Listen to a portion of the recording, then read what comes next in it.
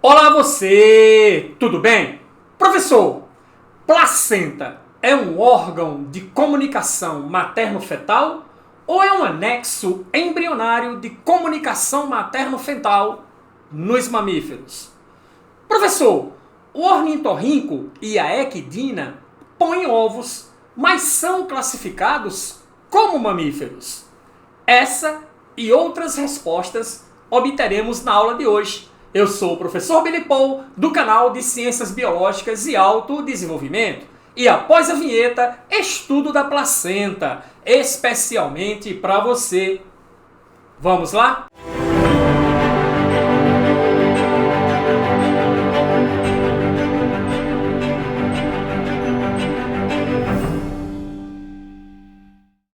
Ok, seja muito bem-vindo à nossa aula de embriologia, falando hoje sobre a placenta, estrutura essencial para a manutenção do desenvolvimento em mamíferos placentários. E aí, a primeira pergunta que você faz, deixa eu colocar o meu óculos aqui para melhorar a visualização. Agora ficou show de bola! Professor, o que é a placenta? Órgão de comunicação materno-fetal. Professor, por que não anexo? Vamos chegar nessa resposta já já. Mas entenda, a placenta é um órgão, porque ela se constitui basicamente de dois tecidos. Um de origem embrionária e outro de origem materna. E a sua finalidade é garantir as necessidades básicas do embrião durante o seu desenvolvimento, que dura entre 38 e 40 semanas. Agora, olha só, a placenta, ela tem a sua formação relacionada à fusão do córion viloso mais o endométrio. E aí vem a primeira informação super importante sobre a placenta. O córion viloso tem origem fetal. O endométrio tem origem uterina, tem origem materna. O endométrio, na verdade, é a mucosa de revestimento do útero, uma mucosa renovável e que é substituída a cada ciclo menstrual, que dura entre 28 e 30 dias. O mais comum é o ciclo menstrual de 28 dias. Assista a nossa aula no canal sobre ciclo menstrual para que você entenda isto em detalhes. Mas vamos mostrar aqui para você a estrutura básica da placenta, ok? Se você ainda não assistiu a aula de anexos embrionários, assista, porque ela é pré-requisito para que você possa entender de maneira competente o estudo desse órgão tão importante para o desenvolvimento embrionário dos mamíferos. Então, olha só, aqui nós podemos ver o anexo embrionário mais externo, que é o córion. Ele envolve tanto o embrião como todos os demais anexos. Essa parte que está em azul está representando o líquido amniótico. Então dá para a gente ver também aqui a bolsa amniótica, que é um anexo importante, tá? Que aparece também nos mamíferos.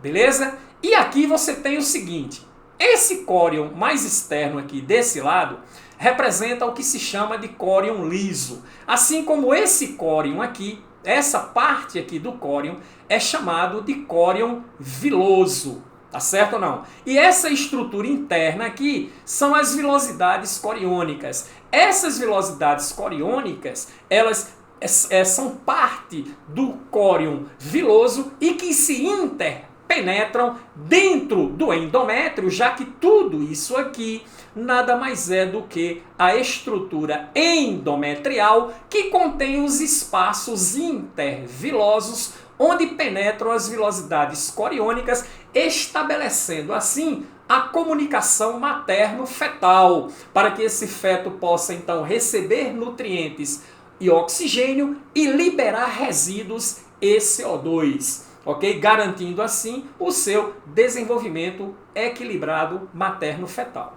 Então, olha só, num determinado momento, aqui você tem a fixação das velocidades coriônicas no endométrio e aqui você vai ter a estrutura que é relacionada ao cordão umbilical.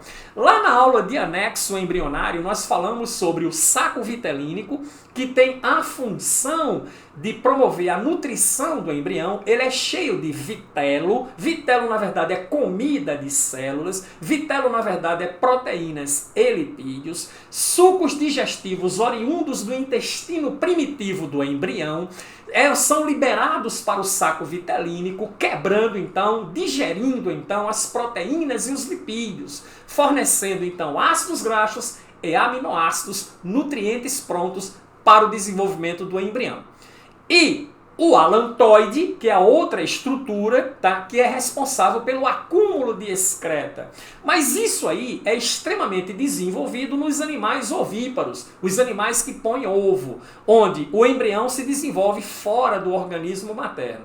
Aqui, quem faz esse papel, ok, é a placenta, que fornece os nutrientes de oxigênio e retira os resíduos de CO2. E aqui, o cordão umbilical, tá, nada mais é, a sua origem está relacionada ao alantoide e ao saco vitelínico. Aqui, por exemplo, ele mostra essa pequena vesícula aqui, que é o saco vitelínico. E quando você estuda isso lá em anexos embrionários, você percebe, lá tem um quadrozinho na aula que eu coloco lá, mostrando isso para você, mostrando que o saco vitelínico e o alantoide apresenta-se reduzido nos mamíferos placentários. Professor, por que reduzido nos mamíferos placentários? Porque ele se reduz, ele se restringe a uma estrutura que é chamado de cordão umbilical. E esse saco vitelínico e esse alantoide, basicamente o que se usa dele é o sistema vascular, tá certo? Capilares arteriais e capilar venoso. Tá certo? Daqui a pouco a gente volta um pouco a falar sobre isso aí. Então aí você tem a formação da estrutura placentária, tá certo? E essa região aqui, tá? É a que ele denomina, tá, de cinciotrofoblasto, essa região aqui. O cinciotrofoblasto é o seguinte, olha só. Aqui você tem a mórula, que nada mais é do que um caixo de células, ok? Beleza ou não? E que se transforma num embrião chamado de blástula, beleza? A blástula tem a zona que é chamada de embrioblasto, que é essa massa celular interna, e tem uma região que é chamada de trofoblasto, que é essa região aqui de camada celular mais externa, que envolve o embrioblasto, e uma cavidade aqui, que é a cavidade blastocística ou blastocele. Nos mamíferos, tá certo? Essa blástula recebe o nome de blastocisto. Blastocisto inicial, tá certo? Que é aquele que ainda está envolvido pela zona pelúcida, que está em degeneração, zona pelúcida do óvulo. Assista a aula sobre reprodução, que você vai ver isso em maiores detalhes. E aqui eu tenho o blastocisto tardio, já que essa zona pelúcida aqui se degenera. E aí eu tenho, olha só, o embrioblasto, cuja diferenciação dessas células irá originar um embrião, e a diferenciação dessa área do trofoblasto aqui irá originar os anexos embrionários. E é dessa área aqui do trofoblasto que se desenvolve as vilosidades coriônicas, que ao penetrarem no endométrio, tá certo ou não, faz a comunicação que irá produzir posteriormente a estrutura ou o órgão placentário. Tá? Eu quis mostrar isso para você, para que você veja essa situação diferencial. Então, o córion viloso origina as vilosidades coriônicas que penetram no endométrio, e esse conjunto de estruturas vai formar, com o tempo, o órgão placentário. Então, por esse motivo, pelo fato da placenta ser constituída de estruturas oriundas do embrião e estrutura oriundas oriundas do útero materno, então, olha só, anexo embrionário, todos eles partem da estrutura embrionária. Então acredita-se que é melhor classificar a placenta não como anexo embrionário, mas como órgão, por causa dessa porção materna que a constitui. Belezinha? Características da placenta. Ela é impermeável às hemácias e é permeável ao plasma. O plasma ele se difunde facilmente, ok? Fazendo comunicação materno-fetal. Mas hemácias não. Eu não tenho, então, durante a gestação, mistura de sangue. Durante a gestação, mistura de hemácias materno-fetal. Durante o processo gestacional. No momento do parto, sim, eu posso ter uma mistura de sangue materno-fetal que pode acarretar, em certos casos de mulher negativa, que recebe nesse momento uma indução de hemácias positivas fetais, que se misturam com o sangue materno devido ao parto, uma doença chamada doença hemolítica do recém-nascido, a eritroblastose fetal, que você estuda muito bem nas aulas de genética, ok? Mas, continuando aí, as funções básicas da placenta exerce proteção, por ser permeável ao plasma, permite a passagem de anticorpos, então o feto durante o seu desenvolvimento recebe cargas anticórpicas provenientes da mãe, que o protege durante a gestação e ainda continuará protegendo um pouco após o nascimento e durante a amamentação, porque no leite materno ele também recebe anticorpos. Beleza? Então, enquanto ele estiver amamentado, ele vai receber a memória imunológica materna das doenças que a sua mãe desenvolveu. Nutrição, principal nutriente, glicogênio e ácidos graxos, glicogênio, polissacarídeo, ácidos graxos derivados da quebra de lipídios. Respiração, através da difusão dos gases oxigênio e CO2, a excreção, através da eliminação de catabólitos que vão para o organismo materno e aí ela encaminha para os órgãos de excreção, pulmão e rins. E produção de hormônios. Produção de hormônios é uma função extremamente importante da placenta porque garantirá a manutenção da gravidez. Então nós temos aí estrógeno, que garante a manutenção hídrica e a abertura da vagina, a progesterona, que provoca o aumento do endométrio e relaxa a musculatura lisa, e o HCG, que mantém o corpo lúteo funcionando. O HCG é produzido numa quantidade de 1000% logo no decorrer da nidação do embrião. Professor, o que é a nidação? É a fixação do embrião na parede uterina, no endométrio. Essa fixação chama-se nidação. Aquelas vilosidades coriônicas do embrião, lembra que são aquelas vilosidades, tá certo, do córion viloso, que se fixa no endométrio. Essas vilosidades produzem esse hormônio aqui, que é o HCG, chamado de gonadotrofina coriônica. O HCG mantém uma estrutura que é o corpo lúteo. O corpo lúteo nada mais é do que o folículo ovariano depois de rompido. Ele se rompe na ovulação, liberando um ovócito de segunda ordem para a fecundação. Logo após isso, esse folículo rompido transforma-se numa glândula que irá produzir progesterona. A progesterona é necessária em grande quantidade para a manutenção da gravidez, porque a progesterona é responsável pela manutenção do endométrio. A menstruação caracteriza-se, sabe pelo quê? Você sabia? Quando eu tenho as quedas de todos os hormônios, principalmente as quedas progestacionais, no final do ciclo menstrual, eu tenho a desintegração do endométrio. Essa desintegração do endométrio é o que caracteriza o que nós chamamos de menstruação, que ocorre geralmente a cada 28 dias no ciclo menstrual feminino. Mas a gente aborda isso em maiores detalhes lá. E aí, o que acontece, né? O HCG, tá? Ele é mantido por cerca de 3 meses. 3 meses depois da nidação, quando houve a fecundação, começa o desenvolvimento embrionário, a placenta está completamente formada e daí para frente, até o final da gestação, ela vai garantir as produções de estrógeno e progesterona, principalmente para manter a integridade do endométrio, porque se ele desintegrar, vai acarretar um aborto espontâneo. Entendido? Então, por isso que as taxas de estrógeno e progesterona se mantêm extremamente alta durante o período gestacional. Lá na frente, 38 semanas, 40 semanas depois, a placenta velha não consegue mais manter as taxas elevadas de estrógeno e progesterona que começam a cair. É neste momento que a mulher entra em trabalho de parto, quando eu tenho a queda desses hormônios. Então a função hormonal da placenta é extremamente fundamental. Beleza? Vamos conversar um pouco sobre cordão umbilical. Liga o feto à placenta da mãe, porque é através desse cordão umbilical que eu vou ter a comunicação das necessidades do embrião e a eliminação das coisas inúteis provenientes do embrião. E aí, esse cordão umbilical, ele é constituído por ava.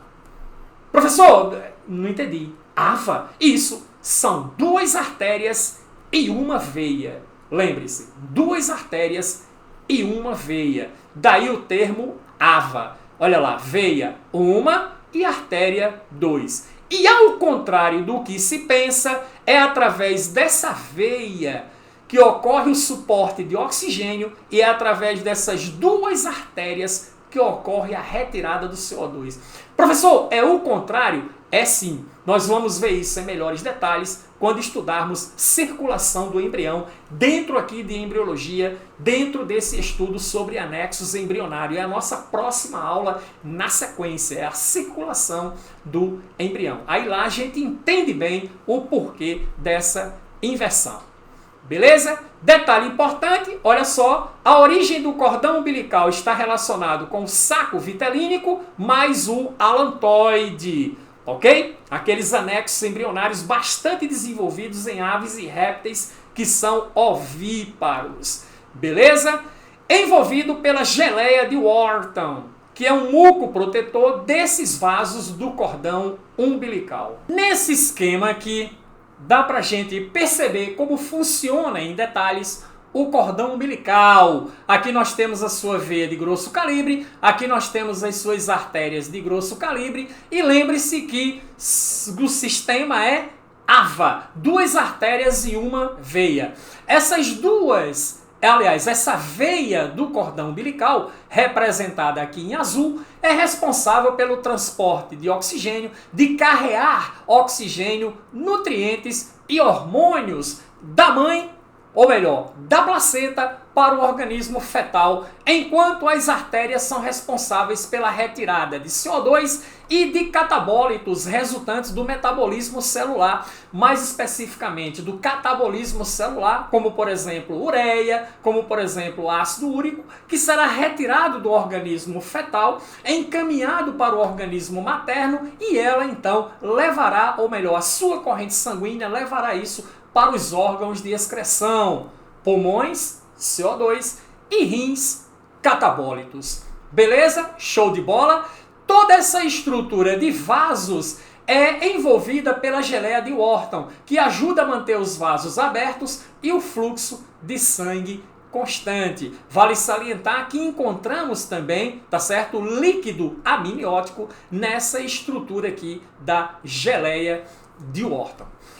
Beleza? Para concluir esse nosso estudo de placenta, vamos dar uma olhada na classificação dos mamíferos. Você tem os mamíferos que são chamados de prototérios, os monotremados, como exemplo o ornitorrinco, certo? Eles são animais ovíparos e por serem animais ovíparos não possuem placenta. É o caso do ornitorrinco, é o caso também do equidna ou equidina, como você queira. Eles são, na verdade, em linguagem simples, os mamíferos aplacentários. E uma coisa interessante é que esse animal aqui, ele não contém mamilos. Ele tem glândulas mamárias, ele produz o leite, ele é cheio de pelos na região ventral, as glândulas mamárias liberam o pelo, mas por razões óbvias, porque se você perceber, ele tem um bico de pato. Não dá para mamar com um bico de pato.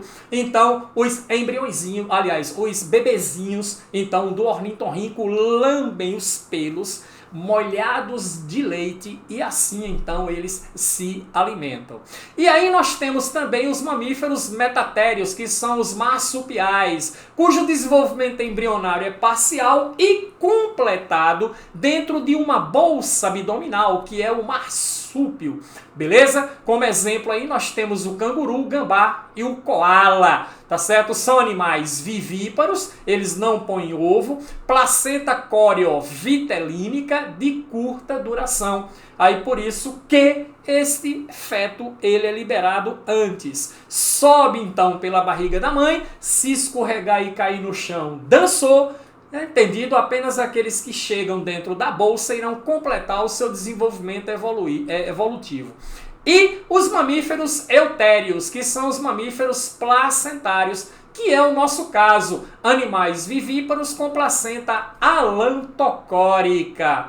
Beleza? Show de bola! Espero que você tenha gostado da aula e nos encontramos na próxima aula, na sequência circulação fetal. Aí nós vamos entender bem como funciona. Teve até uma questão no Enem 2021 sobre isso, comparando essa circulação fetal com a circulação dos peixes. Mas a gente vê isso na aula, beleza? Obrigado pela atenção.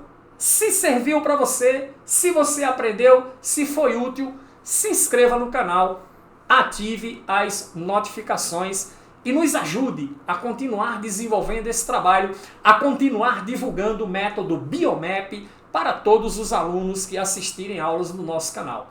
Beleza? Tchau e até a próxima aula.